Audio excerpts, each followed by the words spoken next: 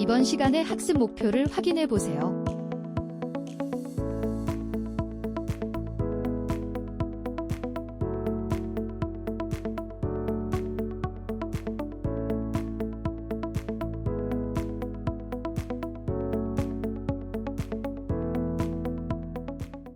안녕하세요, 여러분. 만나서 반갑습니다.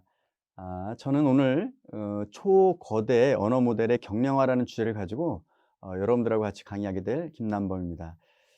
자, 여러분, 우리 일상생활에서 초거대 언어 모델은 최근에는 거의 모든 경우에 이제 산업 분야나 의학도 마찬가지고 거의 모든 분야에서 이제 우리가 이제 사용하게 되는데, 경량화가 필요한 이유는 너무나 좋은 모형들이 있는데 이 모델들이 너무 크기 때문에 우리가 실제 사용하는 데는 많은 제약점이 있습니다. 그래서 실제 우리가 가지고 있는 컴퓨터나 또는 디바이스, 핸드폰이나 이런 데서 사용할 수 있는 그런 모델들을 한번 알아보면 훨씬 더 현실적이고 또 비용도 많이 절감할 수가 있습니다. 그래서 오늘은 초거대 언어 모델을 경량화하는 방법을 같이 좀 보도록 하겠습니다.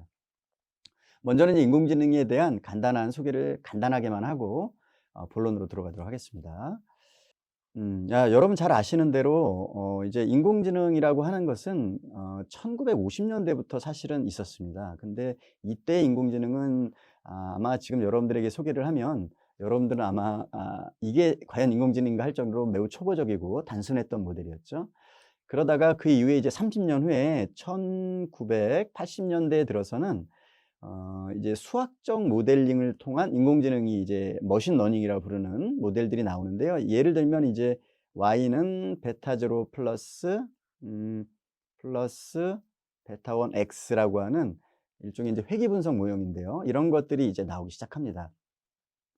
그리고 정확히 또 30년 후 2010년대에 들어서 이제 소위 우리가 여러분들이 알고 있는 인공지능이라고 하는 딥러닝 모델이 발전하기 시작하죠. 그리고 이제 그 이후에 2014년 정도에서부터 이제 소위 말하는 우리가 잘 아는 생성형 인공지능 모델이 이제 간을 필두로 해서 이제 나타나게 되죠. 그래서 아마 여러분들 지금은 아마 이 스테이블 디퓨전이라든지 LLM 이거는 굉장히 많이 이제 익숙하실 텐데요. 위쪽에 있는 스테이블 디퓨전은 이제 영상을 생성하는 모델이고요. 지금 아래쪽에 보시는 LLM은 이제 언어를 생성하는 모델이죠. 그래서 여러분들 이제 채팅을 한다든지 코드를 만든다든지 이런 것들이 이제 LLM 모형에 속하게 되는데요. 오늘 제가 여러분들한테 소개할 내용은 이제 LLM 모형입니다.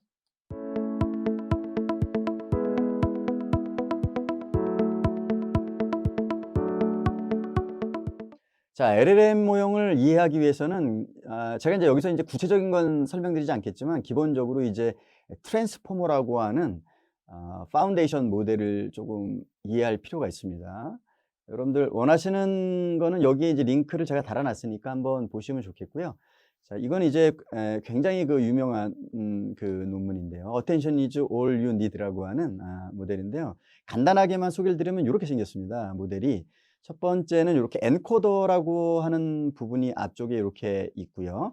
그 다음에 또 하나는 이제 디코더라고 하는 부분이 이렇게 있습니다. 그래서 예를 들면 여기에 이제 말이 우리가 원하는 이제 인풋이 들어가는 거죠. 오늘 날씨 어때? 이렇게 질문을 하면은 자, 여기서는 답변을 해주도록 되어 있는 겁니다.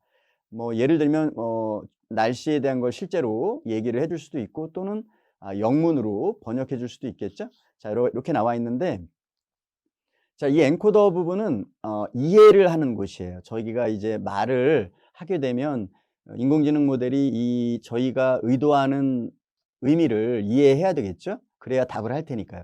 그 이해하는 부분이 바로 이 엔코더라고 부르고요. 그리고 이제 디코더는 이제 말을 하는 부분입니다. 말을 생성하는 부분이 디코더가 되겠는데요. 그러니까 두 개에 나눠져 있는데 하나는 우리의 의도를, 우리의 말을 잘 이해하는 부분, 엔코더 부분과 그걸 기반으로 해서 답변을 잘 생성할 수 있는 부분, 이거 디코더죠. 그러니까 엔코더와 디코더 부분으로 나눠져 있습니다. 자, 실제로는 이렇게 생겼습니다, 모형이. 그래서 아까는 좀 간단하게 제가 설명을 드렸는데 실제로 이제 트랜스폼 모형은 지금처럼 이제 이렇게 엔코더랑 그러니까 이제 블럭이 이렇게 이제 여기 보시는 요 모형이 이렇게 여러 개 쌓여 있는, 그리고 여기에 있던 것들이 이렇게 디코더로 들어가서 이제 요것도 이제 여러 개, 요 형태가 여러 개 쌓여져 있는 모형으로 이렇게 되어 있습니다. 그래서 요거를 저희들은 이제 트랜스포머 아키텍처다. 그리고 지금 이제 여러분들이 사용하고 있는 대부분의 LLM 인공지능 모델은 이걸 기반으로 해서 만들어졌다고 보시면 되겠습니다. 자, 그래서 이제 제가 말씀드린 대로 트랜스포머를 기반으로 해서 방금 말씀드린 트랜스포머를 기본 모델로 해서 LLM 모형이 굉장히 많이 발전했습니다. 이때가 이제 지금 2018년 정도를 기반으로 하죠. 자, 그래서 여기 좀 보시면은 여기 이제 엔코더 옴니라고 하는 부분이 보이실 텐데요. 이게 아까 설명드렸던 서두에서 트랜스포머에서 엔코더를 얘기하는 겁니다. 이 부분은 뭘 하는 곳이죠? 우리의 의도를 잘 파악하는 곳이죠. 말을 잘하는 것보다는 우리의 의도를 잘 파악하는 곳이에요. 그래서 여러분 보면은 이제 버트라든지 우리가 이제 잘 아는 또 뭐 일렉트라 이런 것들이 있는데, 그러면 이제 이 엔코더 부분이 하는 주로 역할이라 그럴까요? 이런 것들은 예를 들면 우리가 이제 문장을 이렇게 넣으면 문장을 나 오늘 소풍 가 이렇게 문장을 넣었을 때 좋은 내용이다 포지티브, 나쁜 내용이다 영, 이렇게 판별하는 거, 이런 것들은 엔코더 블락을 사용하면 굉장히 잘할 수 있겠죠. 자, 그리고 이제 또 하나의 부분이 뭐냐면은 아까 말씀드렸 대로 엔코더와 디코더를 동시에 사용해서 모델을 개발시킨 것이죠. 그래서 보면 여기 이제 바트라든지 이런 것들은 이제 뭐 번역을 한다든지 이럴 땐 굉장히 좋겠죠. 우리가 한국말을 넣고 그것을 이제 영어로 번역할 수 있다면 그런 이제 모델을 만들고 싶거나 할 때에는 말도 잘 이해해야 하고 답변도 잘해야겠죠. 그러면은 이런 때에는 이제 엔코더와 디코더를 같이 사용하면 좋겠죠. 그리고 이제 오늘 여러분들이 이제 보게 될 그 디코더 부분인데요. 디코더는 말을 잘 만드는 부분이라고 설명을 드렸습니다. 그래서 여러분 아마 잘 아실 텐데 이 GPT, 그렇죠? 그다음에 잘 아는 대로 챗 GPT도 여기 이렇게 모델이 보이실 거예요. 그리고 쭉 올라가면은 이제 오픈 AI에서 나온 이런 GPT 모델 말고도 뭐 구글에서는 람다라든지 뭐 이런 것들, 메타의 라마 이런 것들을 있죠. 그리고 이제 지금 이제 최근에 나온 GPT-4라든지 이런 것들이 다 GPT 그 트랜스포머의 디코더 블락을 이용해서 하는 것들입니다. 그러니까 이제 여러분들이 보시면은 이제 GPT나 LLM 초거대 언어 모델은 말을 잘하는 부분을 가지고 훈련을 시켜서 우리가 이제 사용을 하게 되는 것이죠. 그래서 오늘은 이제 여러분들하고 이제 감성 분석이라든지 나중에 이제 실습을 하겠습니다만은, 감성 분석을 할 때에는 이런 버트나 이런 것들이 훨씬 더 도움이 되겠고요. 코드를 생성한다든지 우리의 질문에 대한 답을 생성한다든지 이런 것들은 이 디코더 블락을 사용하는 게 좋겠죠. 자, 이렇게 이제 인공지능 모델이 발전하고 있는데, 여러분 잘 보시는 대로 이제 이 엔코더 부분은 많지 않죠, 상대적으로. 자, 뭐가 많죠? 자, 이렇게 디코더를 트랜스포머의 디코더 블락을 이용해서 말을 생성하는 생성형 AI가 비약적으로 발전하고 있습니다. 자, 이 이제 모델의 개수도 많이 발전하고 있지만은 그 발전하면서 우리 사용하는 모델의 사이즈도 굉장히 많이 커지고 있습니다. 여러분 잘 보시면 이제 GPT-3가 우리가 그 챗 GPT 나오기 이제 바로 전 모델인데요. 그 파라메타라고 하는데 모델의 사이즈를 의미합니다. 그러니까 모델의 사이즈를 의미하는데 파라메타가 1750억 개예요, 여러분. 자, 살면서 여러분 1750억 개의 단위를 세어 보신 적이 있는지는 모르겠는데 저는 처음입니다. 자, 그래서 이게 이제 GPT-3만 해도 1750억 개의 사이즈를 갖고 있습니다. 그리고 조금씩 발전해서 지금 보시는 GPT-4, 자, 그다음에 뭐 구글의 제미나이 프로, 그다음에 팜 이런 것들도 모델의 사이즈가 여러분 1조 7천억 개에 이르고 있어요. 저는 살면서 1조 개의 개수를 실제로 일상생활에서 마주한 거는 이번이 처음입니다. 수학적으로 그 단위는 있습니다만은 삶 속에서 우리 일상에서 1조 7천억 개의 단위를 카운팅하고 세야 된다는 것은 처음이죠. 그래서 굉장히 큰 사이즈가 굉장히 큰 모델로 발전하고 있습니다. 좋은 점은 이렇게 올라가면서 그 성능이 굉장히 좋아져서 여러분 이제 보시는 대로 사용할 때 사람이 말하는 것과 어떤 때는 우리보다 더 잘 답변을 해주게 되는데요.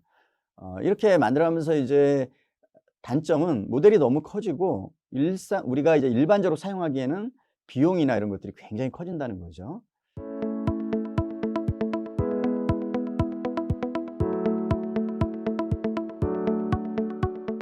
자, 우리 생성형 AI 시장의 시장 전망을 좀 볼까요? S&P에서 글로벌 마켓에 대한 이제 수요 조사를 했는데, 여러분 그 2023년부터 2024년까지 달러로만 보면은 거의 2배 정도가 커지는 거죠. 수익이. 그러니까 시장이 커진다는 얘기입니다. 성장률이.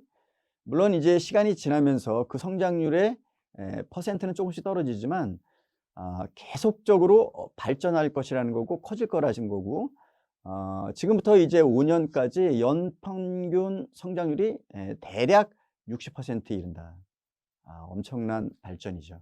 자, 그래서 이 시장은 계속해서 커질 것으로 시장은 예측하고 있고, 저도 계속 커질 것 같아요. 지금의 이제 우리가 생활에서 겪는 그 생성형 초고대 언어 모델을 보면 계속해서 발전하고 있고 계속해서 수도 늘어나고 있기 때문에 더 커질 것 같고, 저는 사실 이것보다 더 커지지 않을까 이런 생각이 듭니다. 그 이유는 간단한데요.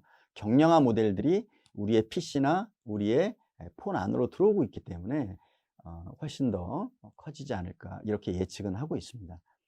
자, 연평균 성장률이 60% 평균적으로 5년 동안 60% 성장할 텐데, 그러면 어디서 주로 성장할까요? 자, 예측하기로는 이렇습니다. 코드를 만드는 부분. 그렇죠? 자, 코드를 만드는 부분. 예를 들면 파이썬 코드를 짜준다든지 자바 코드를 만들어준다든지 이렇게 LLM이 대신 짜주는 거죠. 자, 그 다음에 또 하나는 여러분 잘 아는 스테이블 디퓨전에서 보면 여러분들이 글을 쓰면 이미지가 만들어지지 않습니까? 이런 것들도 이제 계속해서 이제 발전할 거고요. 그 다음에 비디오 생성기. 여러분 혹시 소라라고 하는 그 비디오 생성기를 보셨는지 모르겠는데, 저도 깜짝 놀랐지만 그 분야에 종사하는 그분도 굉장히 놀라셨어요. 그래서 내가 과연 이 분야에서 계속해서 이 일을 할 수 있을지 모르겠다 할 정도로 이미지의 생성 질이 굉장히 높습니다. 그 다음에 오디오 생성기, 데이터, 숫자, 그 다음에 그 파운데이션, 기초 모델이라고 합니다. 아까 기초 모델 중에 제가 서두에 설명드렸던 것은 트랜스포머죠. 그래서 그게 이제 기초 모델인데, 이런 기초 모델들도 저는 이제 이번에 실습에서 라마라고 하는 기초 모델을 또 같이 다뤄보도록 하겠습니다. 그 다음에 우리 텍스트 생성기죠. 근데 사실은 텍스트 생성기가 코드 생성기와 구조가 같아요. 자, 그러니까 이 텍스트 초거대 언어 모델이 얼마나 많이 발전할지 예측이 되시죠? 자, 이번 강의에서 여러분, 제가 여러분들과 함께 3가지 실습을 할 텐데요. 제가 이제 3가지 실습의 주제를 정한 것은 나름대로 여러분들한테 가장 중요한 또는 도움이 많이 될 것 같은 부분들을 선택을 했습니다. 자, 첫 번째 실습은 불과 2주 전에 나온 라마3를 가지고 우리가 실제로 그걸 사용해 볼 텐데요.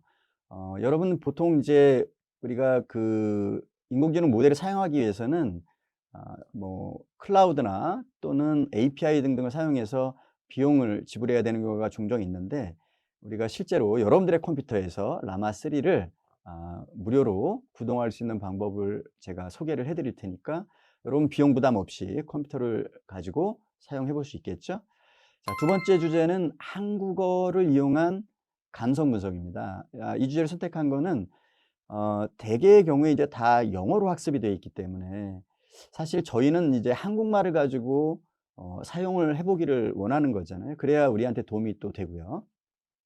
자, 그래서 두 번째 주제에서는 한국어를 이용해서 감성 분석을 한번 해보는 모델을 허깅 페이스 API를 통해서 한번 사용하는 걸 한번 해보도록 하겠습니다. 물론 그것도 이제 비용은 나오진 않고요. 그래서 여러분들이 그걸 가지고 한번 러닝을 해보면은 실제로 이제 한국말을 가지고 하는 거기 때문에 도움이 많이 되겠죠. 세 번째로는 이제 코드, 그러니까 라마의 코드 파인 튜닝을 한 코드 제너레이션을 한번 해보도록 하겠습니다. 제가 이렇게 둘러보건데 코드를 제너레이션하는 부분이 이제 설명이 그래도 이제 많은 곳에 있진 않더라고요. 그래서 만약에 여러분들이 파이썬이나 또는 자바나 이런 것들 이제 코드를 제너레이션하는 코드를 만들어내는 인공지능 모델이 궁금하시다면은 한번 세 번째 강의를 통해서 여러분들이 한번 보시고 물론 이제 인공지능이 완벽하진 않지만은 그걸 기본으로 해서 여러분들이 조금 더 파인 튜닝도 한번 해볼 수도 있겠고 실제로 사용을 해볼 수도 있을 것 같습니다. 이번 시간에 배운 학습 내용을 확인해 보세요.